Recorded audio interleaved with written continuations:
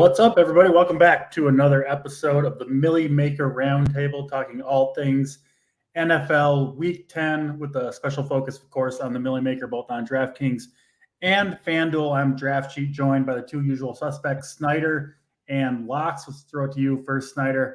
How's it going? How was your Week 9? And what are your initial thoughts here on Week 10? Yeah, I had a pretty good week there last week, and I'm looking into this week. I mean, I think it's going to be a very, very fun tournament week this week, as I don't see that much just absolute jam it in must-have chalk plays this week like we've seen the last 2, 3, 4 weeks. So I'm actually looking forward to this week. I think it's going to be a good week to kind of get in the MMA streets and such. Yeah, absolutely. This show, of course, focused on MME and the big, large field tournaments, trying to take down first. Easier said than done, but we try to give ourselves the best chance we can. Locks, how you doing over there? Doing well. Busy day at work, ready to dive in with you guys. Always one of my favorite shows, this Saturday night one. So hopefully a lot of people tune in, hit that like button, and we'll pick some winners for you guys. Yeah, we do appreciate you hitting the like button. Does allow us to bring you guys this show free of charge each and every week. Of course, we've got all the content coming up in the morning. I'll actually be joining the first show of the RPS crew, the Off the Chalk show, I believe, with Tambo and AP filling in for JT. So it'll be an early morning for me. That's 6:45 my time here in the Mountain Time Zone. So I'll be taking it easy tonight. I'll be ready to go Sunday morning and looking forward to Week 10. We got 10 games to talk about. Let's dive right in. We'll go, as we always do, by the DraftKings order of games, game by game. If you pull up any DraftKings contest, the order that they have them listed is the order we will go in. First game on the slate is an interesting one right off the bat. Buffalo Bills, Minnesota Vikings. I almost said Timberwolves, NBA mode over here still. But the Bills, 6.5-point home favorites, of 44 total locks. And, that line and the news that we got just in the last couple hours, I think most assumed for most of this week that Josh Allen was going to sit out this game with the UCL sprain in his elbow, right? The same ligament that leads to Tommy John surgery. Hurt it at the very end of the game in Buffalo's loss to the Jets. Hasn't practiced all week, but the news is they did not elevate the third-string quarterback, I think it's Matt Barkley, from the practice squad. So they're just going with the two quarterbacks. Indications are that Josh Allen will probably play and start in this game. I think it's fairly safe to assume at this point, barring some sort of setback in warm-ups. It's interesting because quarterback is kind of tough this week, and I don't know what to expect from Josh Allen, but you have to assume if they're willing to play him, he must feel okay, at least. We're not going to know till we see him out in the field. But, yeah, Buffalo minus 6.5. Obviously, if Allen is of his normal self, he's going to be in play. It's kind of hard to assume that and paying up for the top price quarterback on the slate on both sites. But your thoughts on Josh Allen?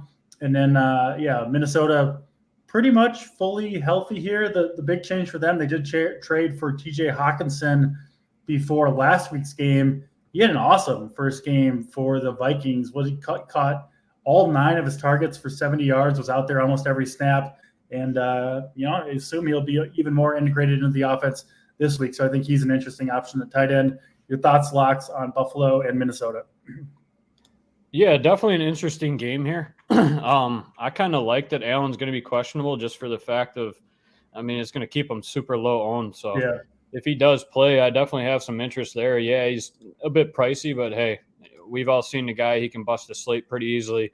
If I can get a guy like that under possibly 5% ownership, I'm all in. So interested to hear that news tomorrow morning, obviously. Stay updated in the Discord and all that, but I'll be having some of him if he's playing. I'm one that I probably won't be on Diggs too much on that side of the ball. I'll probably go to Davis just to save me an extra $1,900. He's had a couple off weeks here, so I could see him bouncing back this week at a little bit lower ownership too. So don't mind him. I always love Dawson Knox too. They continue to keep his price low. So I'll be mainly, if I'm playing Allen, I'll be on Gabe Davis and Dawson Knox on that side. Not too much in the running backs. I just think Hines eats into Singletary in his second game a little bit. Maybe not a ton, but enough to make me kind of stay off this backfield. On the other side of the ball, obviously Justin Jefferson's always a smash. TJ Hawkinson, I talked about him last week, and we were all worried to play him in his first game, but like you said, caught all 9 balls for 70 yards. And I actually talked about him last week, and I played him a little bit because Cousins likes his tight ends. So if Jefferson gains some attention, I like Hawkinson again. I think he easily could score this game. And if it's a shootout, who knows? Justin Jefferson and TJ Hawkinson could both get there. So if I want Allen and Davis even, and then ran it back with Jefferson, Hawkinson, something like that. If you see this game being high scoring, that's an interesting stack to me and possibly low owned. So definitely something interested here. Yeah, I think a lot of different ways you can play this game, Snyder. I'm kind of leaning toward mostly fading this game. Even if Allen plays, listen, if he's going to come in projected at like 1 or 2% owned, yeah, I'll grab, I don't know, 5% of them and be over the field for a guy that can break the slate. But it just, you would think they'll come in with somewhat of a more conservative game plan than they typically do. The Bills also, one of the appeals of playing Josh Allen is how often the Bills throw and that they keep throwing deep into games, even if they get the lead. I at least think that would most likely be off the table, if the Bills are running away with it. And the second thing is, I talk about this a lot. I love playing Kirk Cousins when he's in ideal situations, when he's indoors, when he's at home. Going into Buffalo, obviously outdoors, a really good defense that can generate pressure even without blitzing. These are the games where Kirk Cousins kind of lays a dud. And then you also have the Bills coming off a pretty bad loss, right, to the Jets. I mean, they're competing obviously with the Chiefs to try to get that number 1 seed in the AFC. A big blow last week. You got to think this defense is fired up, especially knowing that, maybe their superstar quarterback is a little bit limited in this one. So I'm actually expecting a lower scoring game. But certainly, Allen is going to change ownerships all over the place with his receivers. I think the Vikings were going to come in as the highest owned defense. That'll obviously no longer be the case, I don't think, if Allen plays. So a lot of moving parts here. Thoughts, Snyder, on if Allen plays, if Allen sits, and just any other thoughts on Bills and Vikings. Yeah, this is a pretty good, interesting game. I think Josh Allen probably should sit out in this game. I mean, he's their engine that's going to possibly carry him to a Super Bowl, but it is what it is. And we're going to have some snow here. It looks like it's going to be like right around low 30s here with a pretty good chance of snow throughout the whole game. So it's kind of interesting. I do like Stephon Diggs quite a bit here. I'm seeing under 10% owned with him, and he's 900 cheaper than the highest price wide receiver on the slate. He's definitely got the upside to just break this open. And when you look at Minnesota's pass defense this year, I mean, they've been gashed by some teams this year. They even gave up 37 points to the Washington pass defense, the 2 pass catchers last week. Arizona hit him for over 60 points. Miami hit him for over 50 points. They've given up some huge games to pass catchers this year. So I'm going to be interested some on Diggs just as an ownership play, I think. So I'm going to be on some Diggs. I probably won't play Allen. I don't mind the Dawson Knox call there. Tight end's kind of a wasteland usually. 3.3K is definitely right there in the realm of things. I think he could get to some Singletary if you're looking for a cheaper running back play there. Maybe they want to give Singletary more run this game, kind of to keep the ball away from Josh Allen, kind of limit his exposure to hits and such. So I think we could see a game where Singletary touches the ball maybe 15 to 20 times, especially if it's snowy weather. So I think that's an interesting tournament play. I'm seeing Singletary like right around maybe approaching 15% or so, but I think that's an interesting play here. But as a whole front, I don't think I'll have too much exposure to this game, but I definitely like a couple pieces though. Yeah, it makes sense. An interesting one. Obviously, all depends on if Josh Allen goes, but I'm personally expecting kind of a lower scoring game, and I might dip my toes in a little Bills defense as well. Played them last week against the Jets. That didn't work, but I do think this is a big bounce back spot at home, coming off a bad loss, and I just don't trust Kirk Cousins on the road against a tough defense, snowing, all that stuff. So yeah, I do have some interest in the Bills defense. Myself won't have too much exposure to that game. Otherwise, Hawkinson, probably my favorite skill position player of the bunch. Let's go to the next game on the slate. Another very good one. I think the third highest total on this slate, Chicago Bears, Detroit Lions. Justin Fields, I've been talking about him these last couple of weeks. Kind of seems like they figured it out. And he did break out for an absolutely massive game, 45.7 DraftKings points, 3 touchdowns through the air on just 123 passing yards. But the big story, of course, 178 yards on the ground, SNYDER breaking the single game record of Michael Vick. I don't think people kind of put Justin Fields, or at least I didn't, in the same caliber of runner as a Michael Vick and Lamar Jackson. But man, dude put it on in this last game. And, Chicago Bears, this offense is trending up. It does seem like they've kind of figured it out. They added Chase Claypool, who I think is an interesting play on this slate. Didn't play very many snaps in that week one, kind of learning the offense, but he did get targeted on 38% of the routes that he did run. He could potentially be a big part of this offense. He's 4,800. We've got Darnell Mooney. Cole Kmet finally had a big game, scoring 2 touchdowns. The Chicago side, they get to play at home here against, I think, probably the worst defense in the league, despite a solid showing against your Packers locks.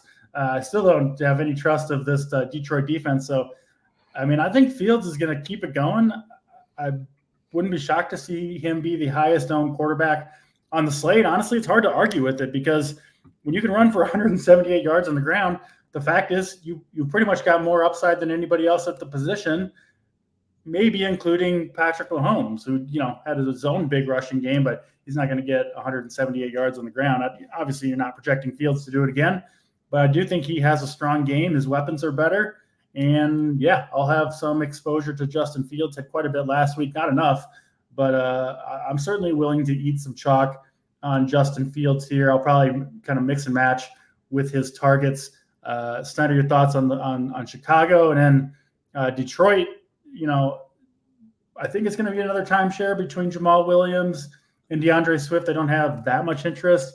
The pass catching core, though, continues to be just decimated. Still don't have Jameson Williams back. Reynolds, Chark still out for this game. Obviously traded Hawkinson, and Amon-Ra St. Brown, another disappointing game for him. But the whole offense disappointing. He still got 9 targets, led the team in targets. So I do think there's potential there. He's, in my eyes, kind of the obvious run back to Field stacks. SNYDER, will stick with you. What do you see, Bears and Lions? Yeah, I've got quite a bit of conviction in this game, mostly on the Chicago side, like you had mentioned. I'm going to be mainly fading Detroit here. I'm going to be off of Amon-Ra St. Brown, which is going to be probably a trendy, chalkier cash type play. I'm going to be off him this week. I just don't like playing Jared Goff in the elements outside of the dome. He's coming to Chicago here. It's going to be a lot colder here than he's used to. He's a California kid, played his college football in California, and now plays in a dome. So I generally like to avoid him when he gets out in the elements like this. So I think that's going to be an easy fade for me. And then getting off St. Brown as well, which we'll probably see upwards of 20-25% ownership again. And he really hasn't done that much as of to date. And he hasn't done that good outside of the dome as well. So I'm going to be off of him. I don't mind playing some Jamal Williams if I was going to play any Detroit player this week. I don't think Swift is at nearly full health. I don't think they're going to play him that much. He only played like a few snaps last game. And Williams saw 24 carries last week. I think this is another game where you can see like 20 carries. So I'm going to be on some Williams. That's going to be my only Lion. And then looking at the Chicago side, I played Fields in cash last week, like the majority of people did, but I'm gonna go right back to him this week, and I like pairing him up with Chase Claypool this week. He only played 26 snaps last week, as he just was getting to his new team, but he saw 6 targets on those 26 snaps, so that's what roughly like 25% market share. So I'm gonna be on some Chase Claypool more. I think he's gonna see. I think he could be like a near every down play in this game. So I'm going to be on some Claypool. He's got a nice price tag there at only 4,800. So I think he's a good guy there. I'm going to avoid the Cole Kmet stealing game from last week. I'm going to kind of fade him there. I think he could see some ownership here. So I'm going to be off of him. And I think the Chicago defense is firmly in play too at 3.1K. I talked about how I don't like the Detroit passing attack. So I'm going to probably play some Chicago defense here. I think David Montgomery is in play for tournaments if you want to go there. I don't think I'll have too much exposure to him. He probably will see like around 15 carries, but I do think Khalil Herbert is kind of entrenching himself as the 50-50 timeshare there. So I think I'm not sure what I'm going to do there. I'll probably just avoid that and just play like a Fields Claypool, like a single stack or something. But I do like this game for a fantasy goodness this week. Yeah, I don't think I'll double stack with Fields. Obviously, you're kind of hoping he does a lot with the legs. It's asking a lot to get two pass catchers there, but they are cheap enough. Mooney, Claypool, and Komet, I think, are the options there. Locks. What are your thoughts on Lions and Bears? Yeah, I don't know what to think about this game. I think it's going to be under the 48 and a half total, to be honest. It's going to be a cold game. Definitely with you guys on Fields. I mean, the guy's just crushing it lately. The last 4 weeks, he's ran for over 60 yards, scored a touchdown rushing in 3 of those. And on top of that, he's also passing for touchdowns too. So it's hard to ignore a guy like that. And I definitely like your call. No chance. And heck, I'm double stacking this guy. Yeah. I do love the Claypool call for sure. I think they're just going to try to find different ways to get him involved. And yeah, he was limited last week, his first time in the offense. But like Snyder said, 6 targets in whatever 20-something snaps. So I think that just continues to grow. And I think he's the guy to pair him with if you're going to pair him. And it's another week that I'm okay running him naked too, to be honest with you. So I could see either of that going on for that side. And then on the Lions, really Amon-Ra, and that's pretty much it. Yeah. I like to stay away from this backfield. I don't know. You never know what they're going to do any given week. Yeah, Williams gets all the goal line stuff, but I don't know. So if I had to lean one way, I'd go Williams. And then JSU mentioned James Mitchell last week, so I actually played him. He scored a touchdown. Yeah, he only got a couple targets and got 8 yards and a touchdown, but at $2,700, if you're looking to spend up other places, that gives you some salary relief for a guy that's huge and gets red zone targets. So don't mind him as maybe a punt play. Obviously, we're talking MME, so who knows? If he catches a few balls and scores in the end zone again at 2,700, it's all you need.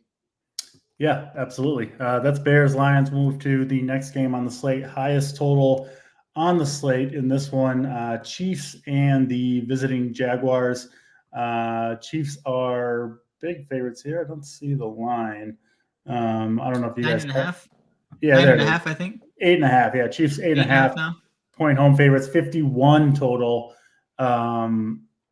Yeah, no real injury news for Jacksonville. I mean, we've seen Travis Etienne just take over pretty much the entirety of that backfield.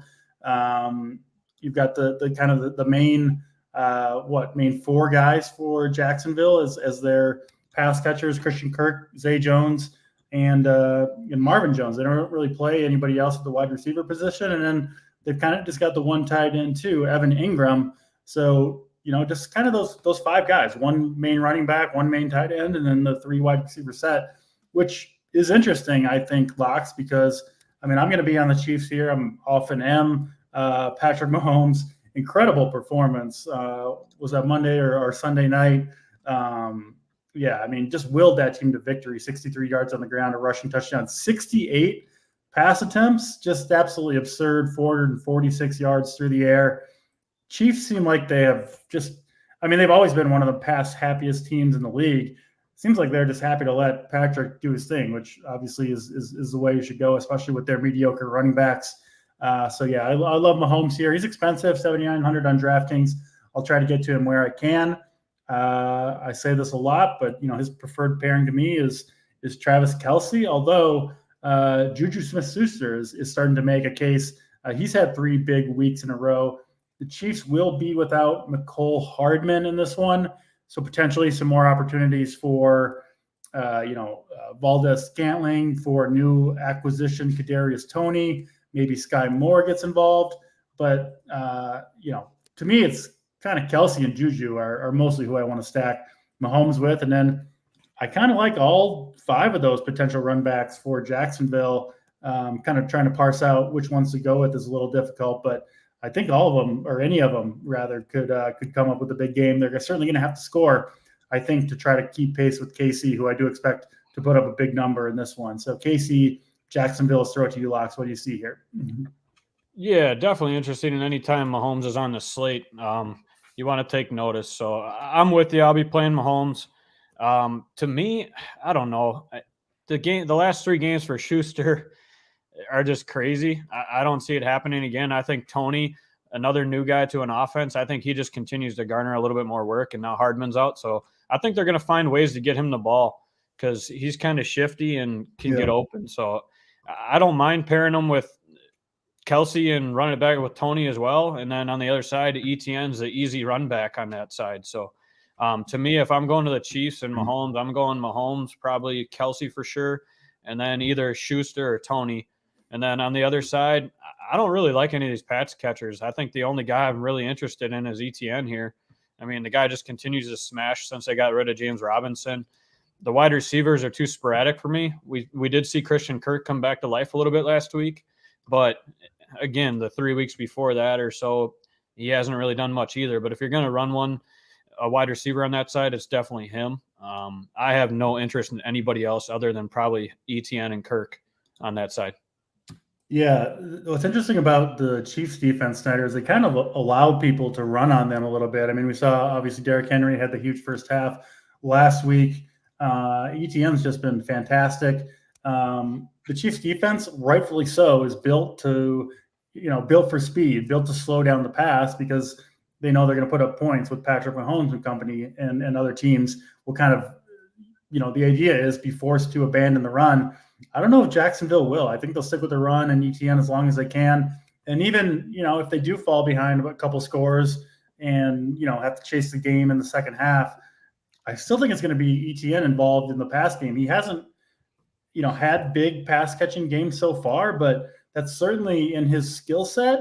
And who is it? JaMychal Hasty, I think, is behind him. It's not like he's going to come in and steal the passing down work. So I think ETN looks pretty much game script proof here to me. Wouldn't be shocked to see him have a big game. I like him quite a bit as a run back to my Mahomes stacks. What do you see, Snyder, between the Chiefs and the Jaguars? Yeah, for sure. I think ETN is going to be one of the highest owned running backs on the slate, next to like Pierce or something. Seen his ownership come around 25%.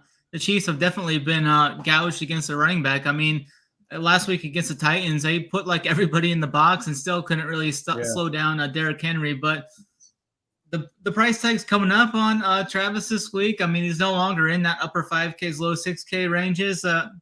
It's kind of been touchdown dependent. I mean, I could entertain the thought of possibly being underweight or fading him, but I'm not sure what I'm going to do with that quite yet. I do really like the call on Tony there.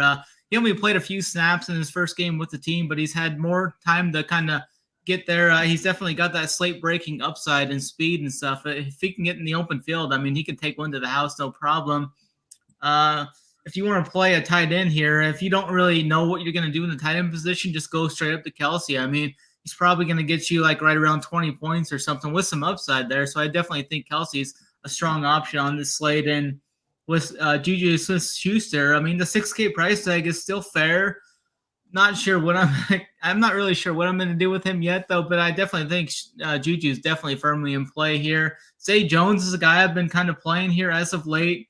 The price tag still hasn't moved. He hasn't really crushed or anything, but he's getting right around 10 points every game, it seems like. So I think he's fine and for a run back if you want to stack it up. Christian Kirk's price tag still plausible at 5.9K. He finally found the end zone again last week, first time in a few games. 8 catches for 76 yards last week, hit that 20-plus mark. So I think there's some interesting options in this game. I like another game that I'm going to stack up a lot more heavily than this game, I think, but this game's definitely on the radar. Yeah, Travis Kelsey just represents such a positional advantage at tight end. I mean, you got to pay for it, but if he has a ceiling game, his ceiling game is what, like 11 catches, so 130 yards and 2 touchdowns. You saw like 17 targets last game. Yeah, and he had some duds in the past with Tyreek Hill around, but it seems like right now, I mean, he's even focused in on more by Mahomes than ever before.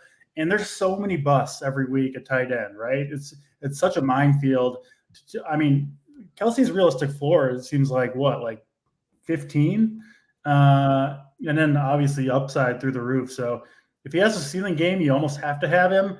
And his floor game, depending on, how the cheap tight ends do, oftentimes doesn't even really hurt you. So I'll get as much Travis Kelsey in my lineup as I can, especially at FanDuel, where the cheap tight ends are 5,500 instead of 3,500, and Kelsey's price is the same.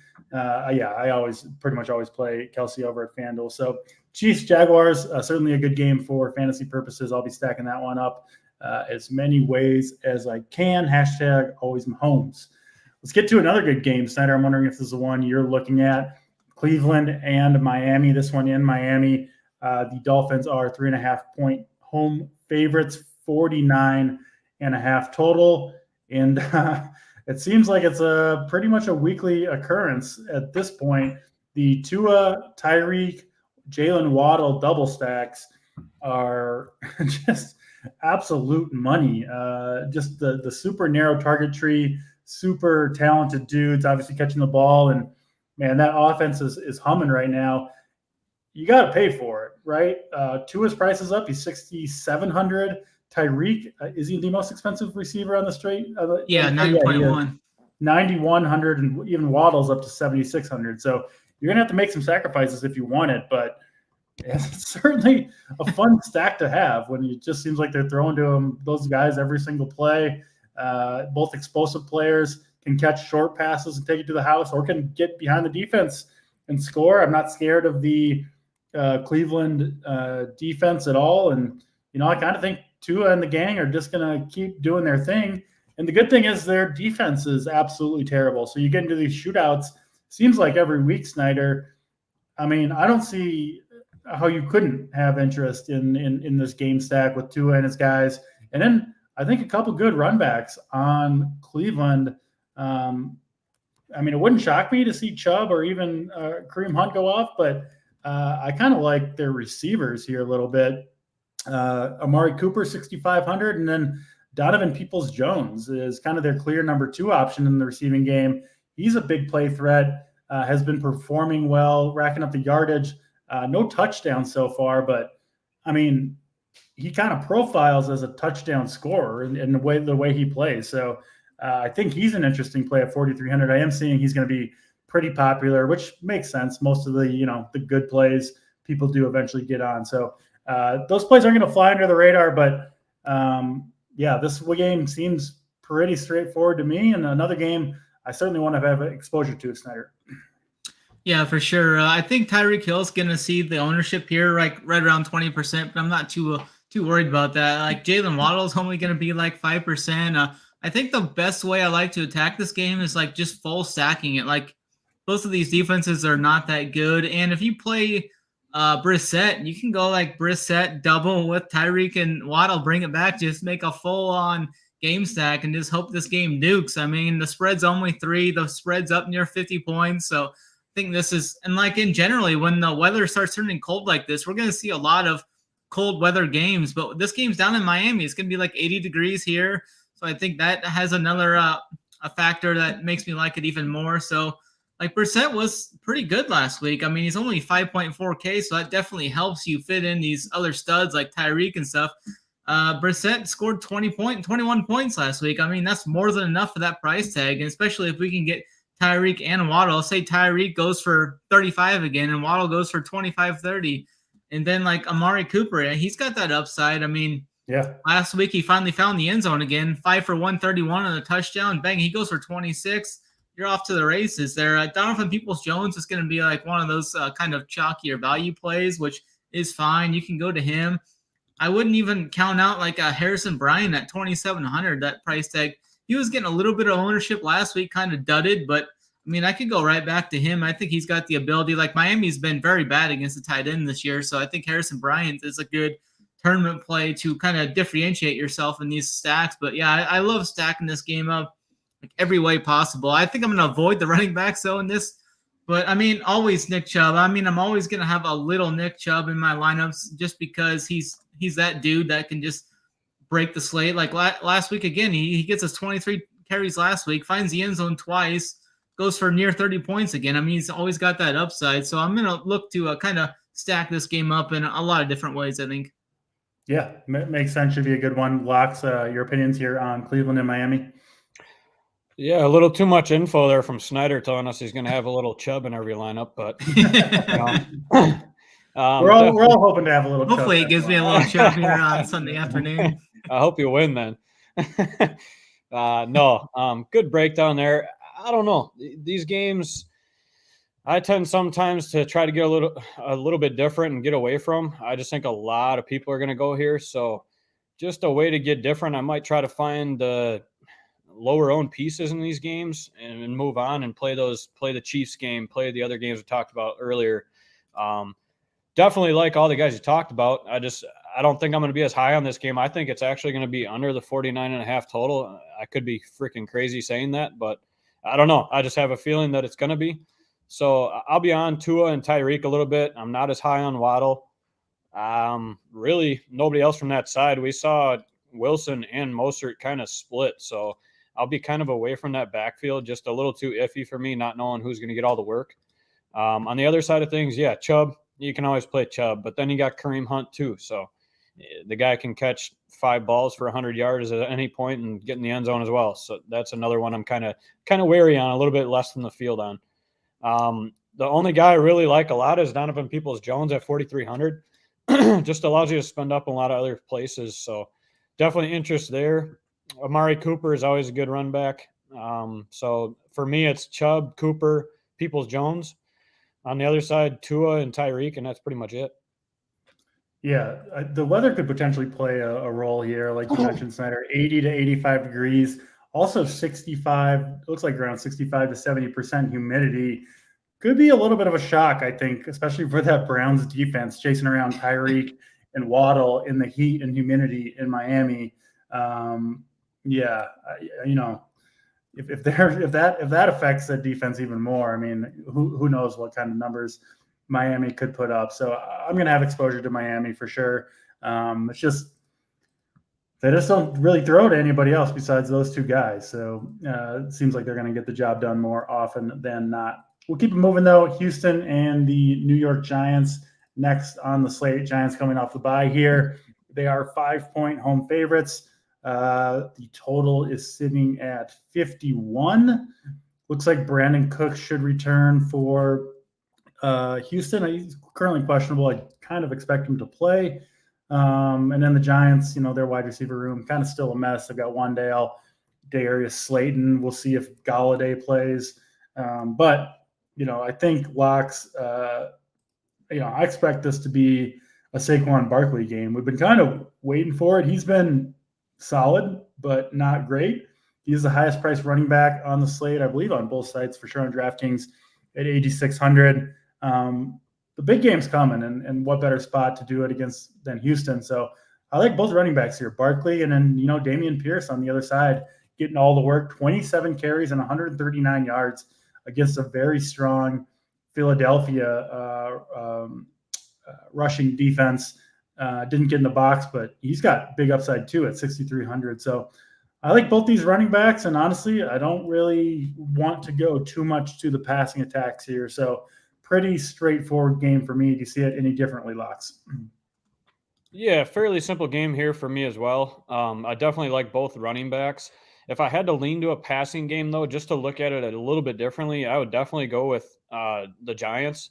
I just think Daniel Jones is interesting because he does it with his legs too. So yeah, definitely always interested in that. And at $5,700, why not? Because you got cheap receivers with them too. So, I mean, just to be a little bit different, we're going to see Pierce at what, 30-40% ownership probably this week. So that's why I might want to get a little bit different, but he's also a good chalk. I mean, the dude's been crushing. So you can go either way on that side of the ball. There's no interest in anything else on that side for me. But if I did have interest, it'd be Daniel Jones with Robinson or Slayton. I mean, Slayton's got 6 targets the last 2 weeks, got in the end zone 2 weeks ago. So definitely some interest there at 4,600. Wandale Robinson continues to get looks. I mean, the guy's just athletic, so he can get there at any point. But, yeah, the 2 main points in this game are definitely the running backs. I'm going to go Barkley over Henry just because of ownership-wise. Henry we'll talk about later, but I think he's going to get steamed up, so not a lot of people are going to be paying for Barkley. So definitely like that call. But just to look at it a little bit differently, if you're going to passing attack, definitely the Giants in this one. Yeah, it makes sense. Snyder, your thoughts here, Texans and Giants? Yeah, generally I haven't been on Barkley at all this year, and it hasn't killed me yet. So, I mean, if he's going to be 20-25% owned, maybe I'm off him again. I mean, Pierce, I mean, I think I might just jump off of this game for tournaments. Like, I'll play Pierce and probably Barkley in cash and whatnot, but I think this is a spot. Maybe I think this game could be slow. It could be a real bad game. I mean, it's got a low 40s total here. Maybe this is just a spot to get off in tournaments. The weather doesn't look too bad here. It's actually going to be like close to 50 degrees here in New York. So nothing from that standpoint to watch out for, but I think I'm I'm just going to be underweight on this game as a whole, I think, for tournaments, and just jam like Pierce and Barkley probably in like cash or single entries and stuff, and kind of avoid this game in MME, I think. Yeah, these last few games are going to go, I think, a little faster than the ones that we previously talked about. I mean, just as an aside, I just make a list of kind of all the players I want exposure to. I'll probably expand it a little bit, but I really only have 3 quarterbacks written down. There's the 3 chalky guys: Patrick Mahomes, Tua, and Justin Fields. I think are the 3 guys with the big upside. We obviously, those were the 3 games in a row that we just talked about. Get you some percent in there, like 2% ownership. Yeah, no, I mean, I'll mix in those other guys, but I just think clearly those 3 have the most upside, and I think one of them will have a monster performance. At least one of them will have a monster performance, and I don't see too many quarterbacks that I think can match that. So that's just kind of how I'm seeing this slate. But you never want to be just on all the chalk, right? And that is kind of those are going to be the 3 highest owned quarterbacks. So not necessarily somewhere where you want to be, but that is kind of how I see it, at least as we're talking about it right now. So that's Houston and the Giants. We'll move on to what I think is another pretty ugly game between the Saints and the Steelers. Another really low total sitting at 40. Saints are 1-point favorites going on the road into Pittsburgh. Obviously, Pittsburgh's been kind of a little bit of a mess this year. It'll be, once again, Kenny Pickett behind center coming off the bye. He's been bad from a fantasy performance perspective, from a real life perspective. You can see the talent is there. I do think there is potentially some upside with Pickett. I'm not saying he's going to get there in this game, but 5,100, maybe I could sprinkle in a little bit of Pickett. They obviously traded Claypool. I do think it's going to be George Pickens that ends up being the number 1 wide receiver in this offense in the second half of the year, even over Deontay Johnson. So I do like Pickens quite a bit at 5K. Running backs for Pittsburgh, I mean, I think it's going to be mostly an even split now between Najee Harris and Jalen Williams, is it? Warren. Jalen Warren, yeah. So I don't love that situation. Kamara is always in play, locks. And then I do like Chris Olave for the Saints, who hasn't scored in 3 consecutive weeks, but continues to get peppered with targets. And I just think he's a really, really good young player. So I don't mind going to him, but I don't want to go too crazy on this game with the 40 total. And I just don't see too many big performances here. What do you see, locks, between the Saints and the Steelers? Yeah, this is one of those games where I might even X the thing off, but yeah, I'll have a few of these guys in my pool. It's just there's too many other games with high scoring totals and everything else. There's just a few pieces in this game I even like. The Saints is super easy for me. It's Kamara, it's Olave. Those are the only 2 guys I've played all year from that team, so that's what I'll be sticking with. They'll be in my pool. And then really on the other side, I don't really like anything. I'm not going to have Pickett probably in my pool at all. If I do have anyone, it's going to be the 2 wideouts with Johnson and Pickens, but definitely very slim on this game. I'm even contemplating just completely Xing it off, minus Olave and Kamara, to be honest. Yeah. I mean, it's really hard to argue with that. SNYDER, you got any hidden gems for us in this one? No, I think I'm going to be mainly off of this game. Alvin Kamara is looking like he could be like 25-30% owned. I mean, I couldn't imagine paying that price tag for him there. Yeah, he did that spike a couple weeks ago. He flopped last week. This is a couple of just poor football teams. I actually like the Pittsburgh side in this, like really quite a bit, and just saying in for like betting terms and stuff. I think Pittsburgh wins this game. I want to be off of Kamara at that price tag you still have to worry about Taysom around the goal line and stuff too. So if Kamara is going to be that high owned, I think I'm just going to X him and just X the team here, because I actually like Pittsburgh quite a bit. I think George Pickens is the guy that steps up. I really like the price tag there too. 5K, it's not too much. We've seen him catch a touchdown here a couple weeks ago against Miami. I think he's in line for. I think he could get like 6 to 9 targets in this game, catch like 7 balls for like 100 yards, possibly getting in the box. I mean, he could be optimal. So I like George Pickens quite a bit here. Maybe even go to the Pittsburgh defense here. Yeah. I seen TJ Watt might even play. If TJ Watt plays, I think that is a huge addition to this defense. And I would like maybe even lock the Steelers defense in tomorrow at only 2.8K. So definitely looking into that news more. So if TJ Watt plays, I'm going to be extremely overweight on the Pittsburgh defense. Pat Freiermuth is a fine play if you want to play him at tight end, 4.2K. He's been one of the guys that Pickett's looked to quite often, 7 targets, 9 targets in the last 2 games. So definitely on them, but more so on the Steelers side in this game. I think the Steelers win this game, and I'll be looking to X Kamara with that ownership. Yeah, I like the Steelers defense call. 3 games ago, Andy Dalton threw the 3 picks against Arizona. I think were 2 of those pick sixes. I know at least one was. One of them, I think one of them was. That brought his total up to like 19 for his career. It's like he's like top 3 for most pick sixes in the career. And then last game against Baltimore, didn't he take like 6 or 7 sacks, something like that? Now he's got to go on the road to a team coming off the bye, a team that, despite their struggles, they are going to play with pride. And I think they're going to get TJ Watt back here, who obviously is one of the best pass rushers in the league. And, Andy Dalton spent his entire career playing, or a lot of his career playing in Cincinnati, obviously a division opponent of Pittsburgh. So they're very familiar with his weaknesses. I'd be curious I didn't look this up, but it is something I'll look up tonight, how Dalton performed in Pittsburgh over the course of his career. My guess is not very well. Probably not good. And if that's the case, maybe an extra boost to this Pittsburgh defense, only 2,800 on DraftKings. I think I'm going to be joining you on that train, Snyder, Pittsburgh defense against Andy Dalton and this Saints team. We'll go on to the next game on the slate, the last early game, Denver Broncos and the Tennessee Titans.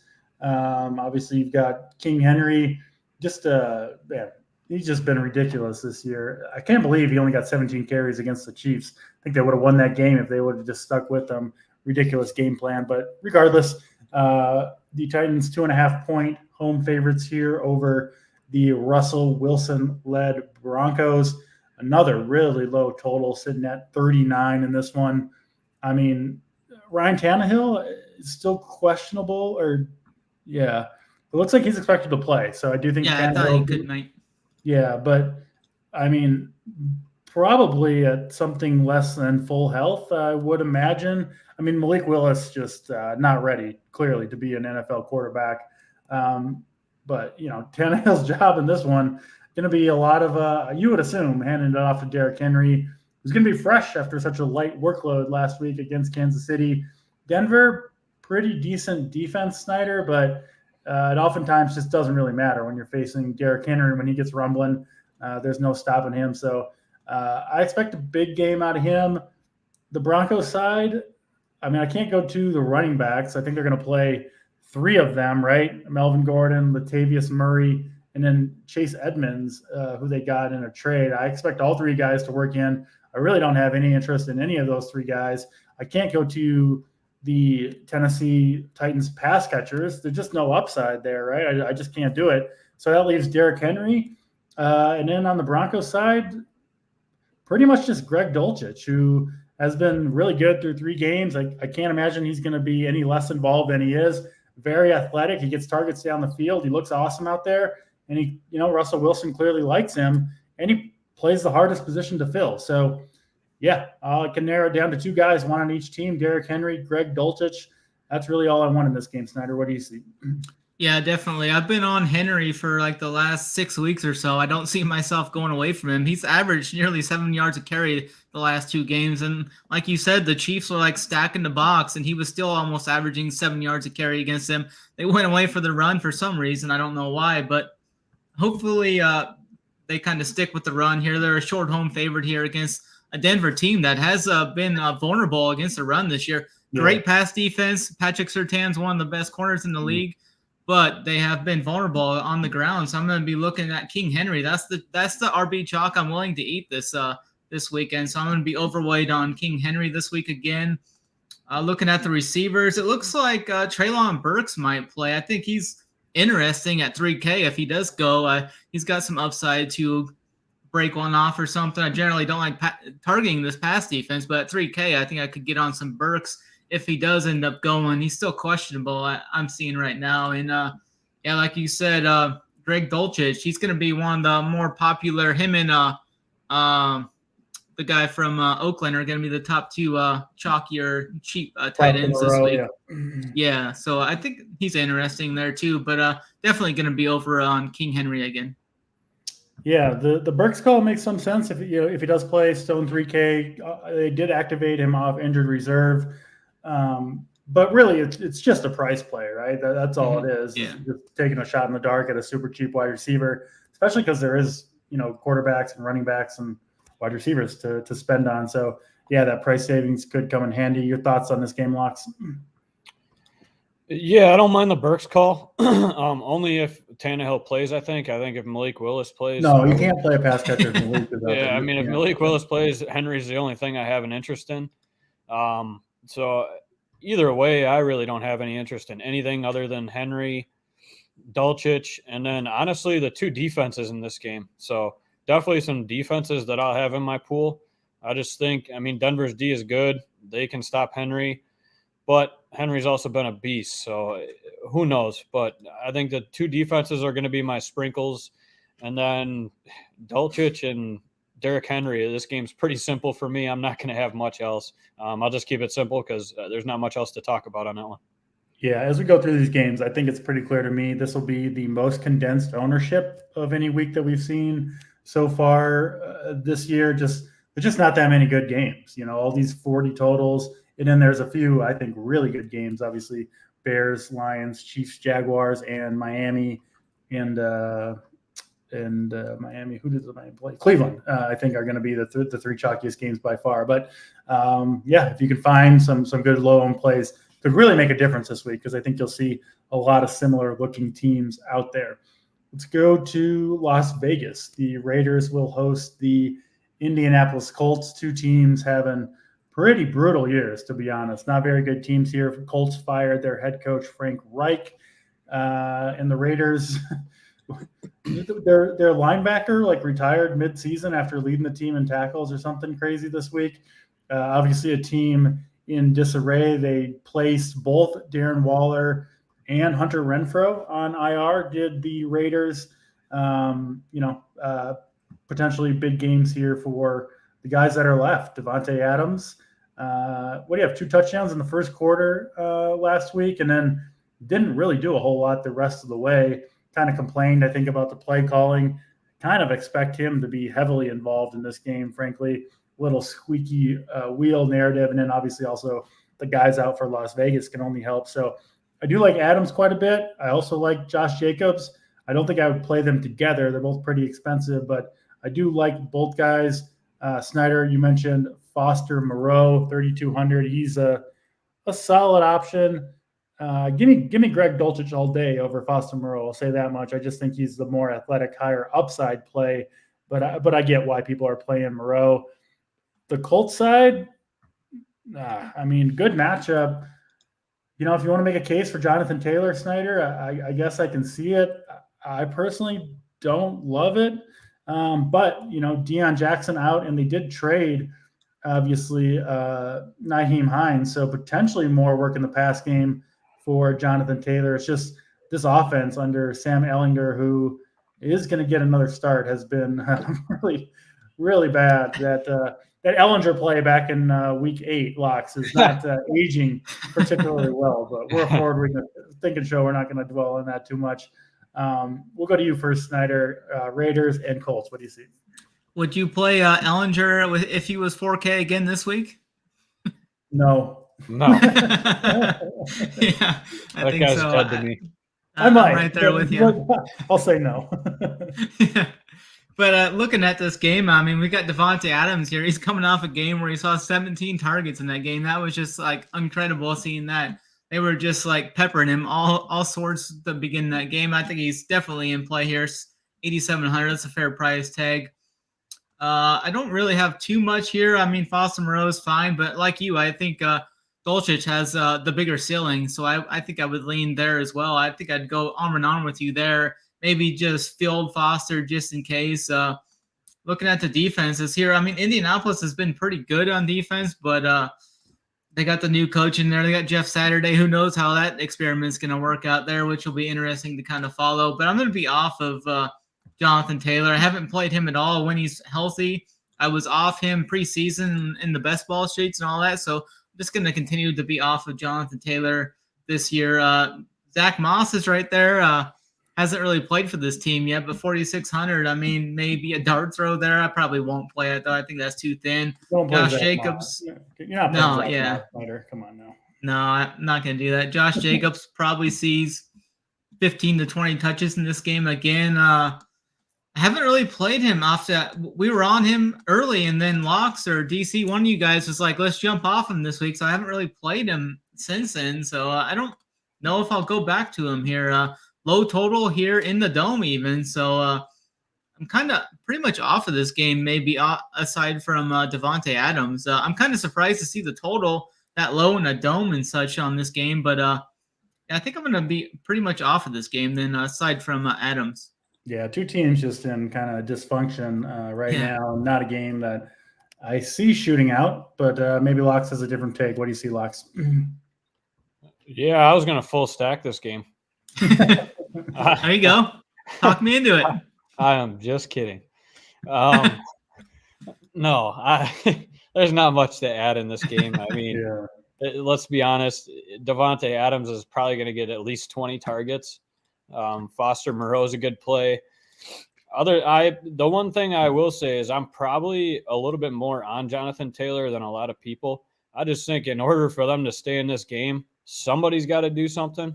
And I think if anybody does, it's going to be Jonathan Taylor out of the backfield. He's going to come in low owned, but he's finally under 8K where he should have been all year, I think, this year.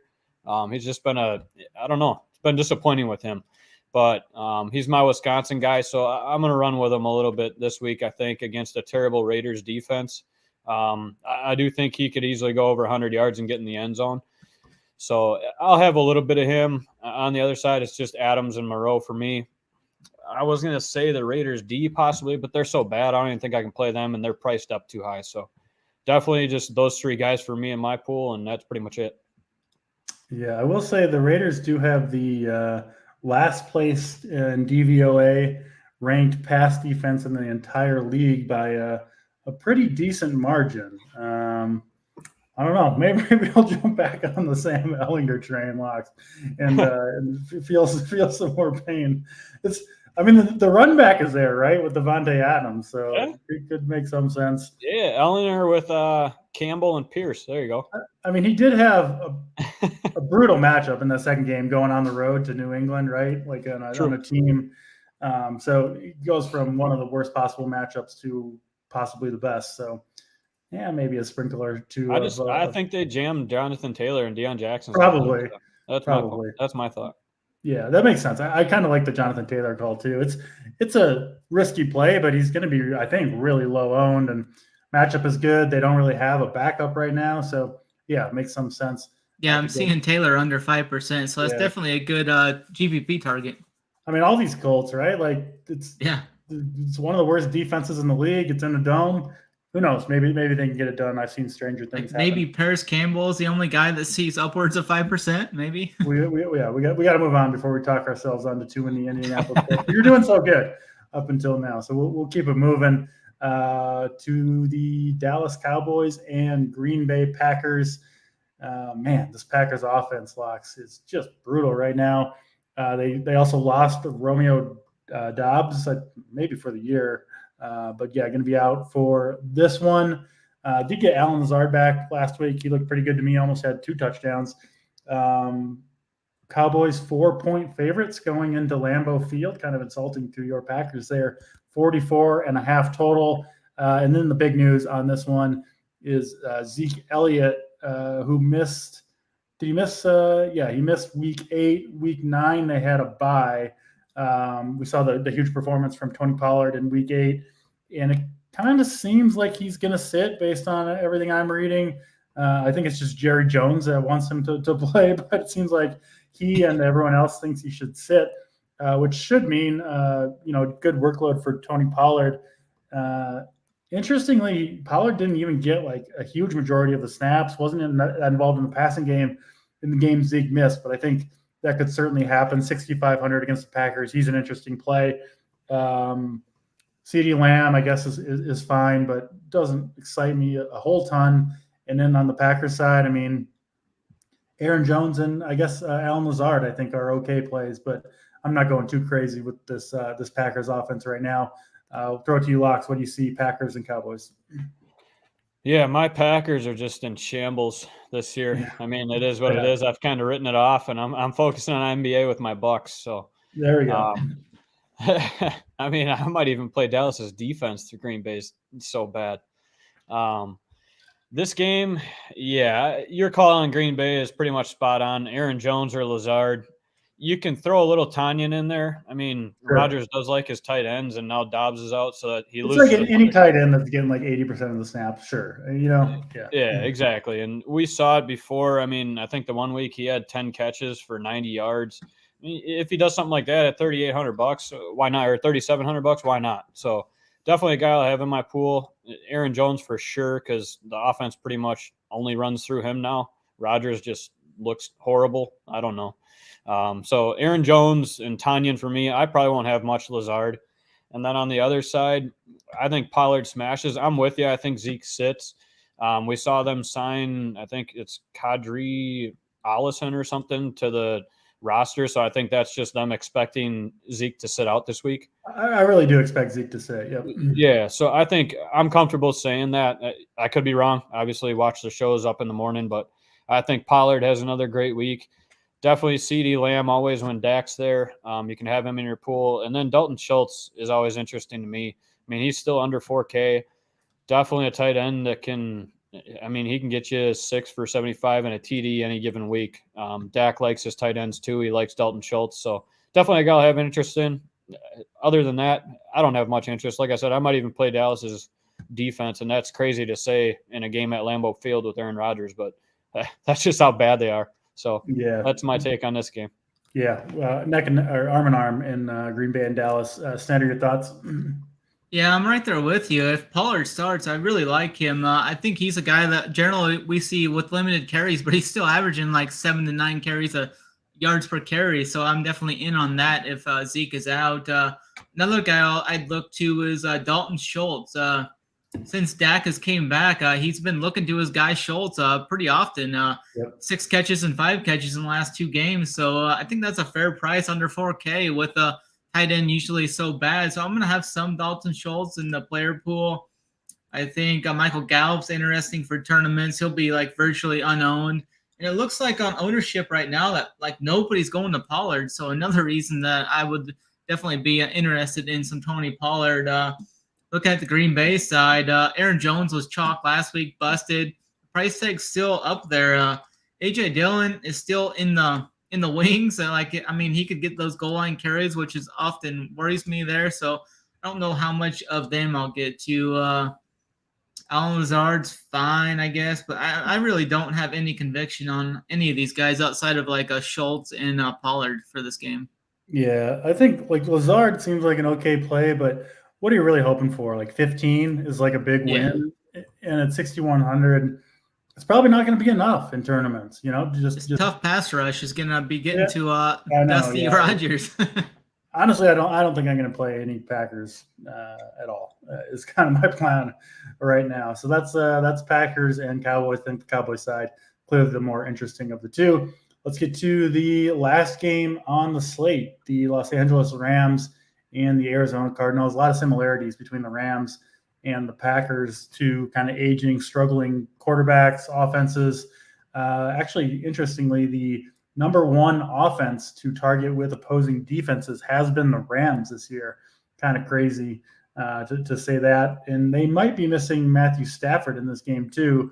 Didn't practice much all week. I don't think he's cleared the concussion protocol quite yet. So he is a question mark. If he's out, it would be John Wolford, who I assume would be a downgrade for the Rams, although Stafford certainly hasn't been very good this year, SNYDER.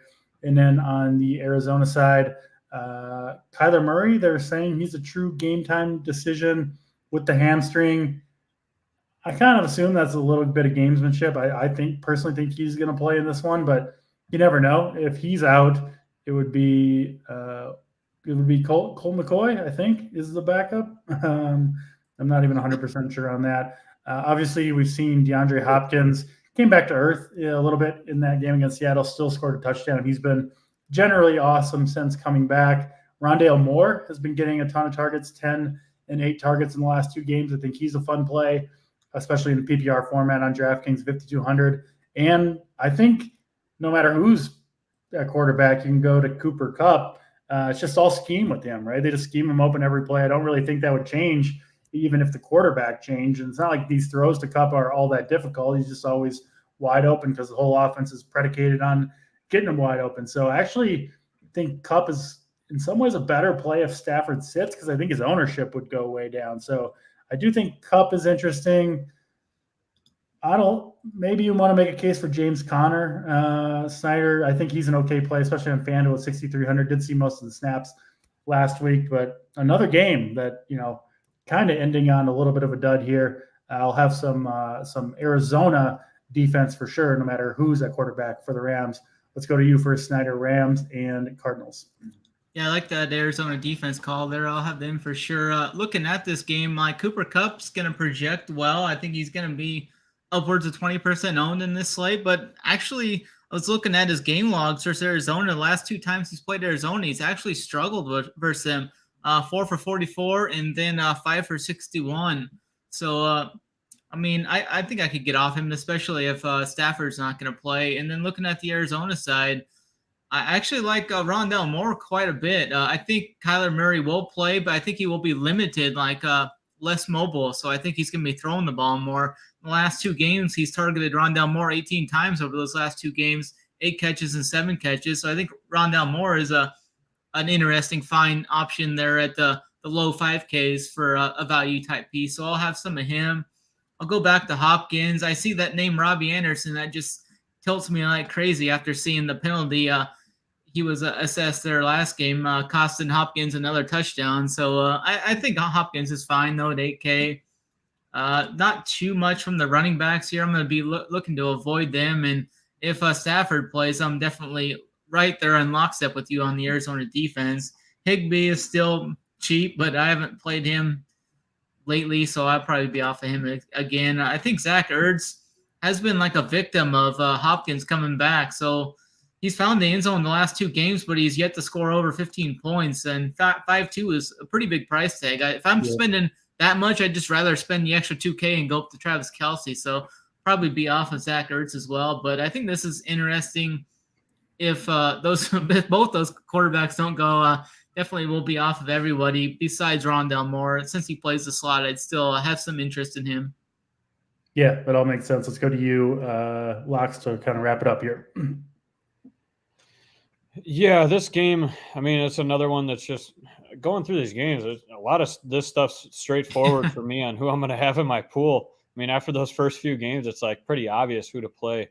I love the Arizona call as far as their defense goes. I've been on them quite a bit, and they're still below $3,000. So I'm not paying $3,500, $4,000 for a defense. So they're definitely going to be one that I'm heavy on this week.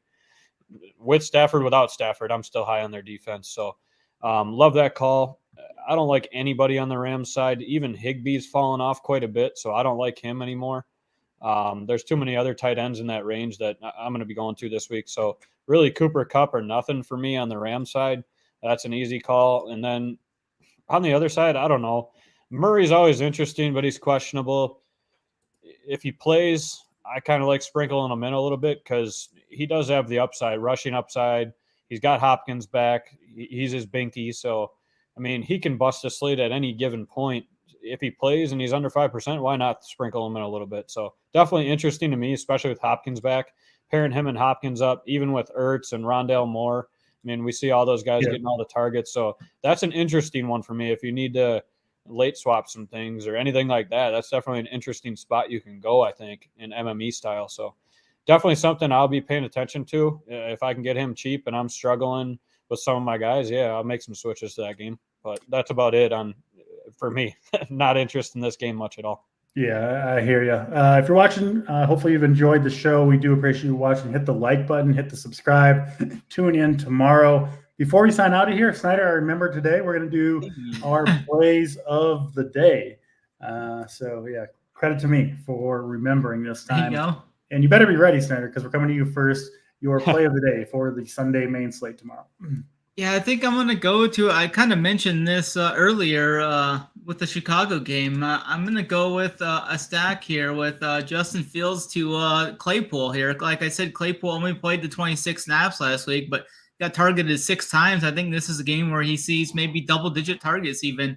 And I like attacking this Lions defense and the Lions outside of the dome as well. So I'm going to be on Chase Claypool as my overweight receiver this week.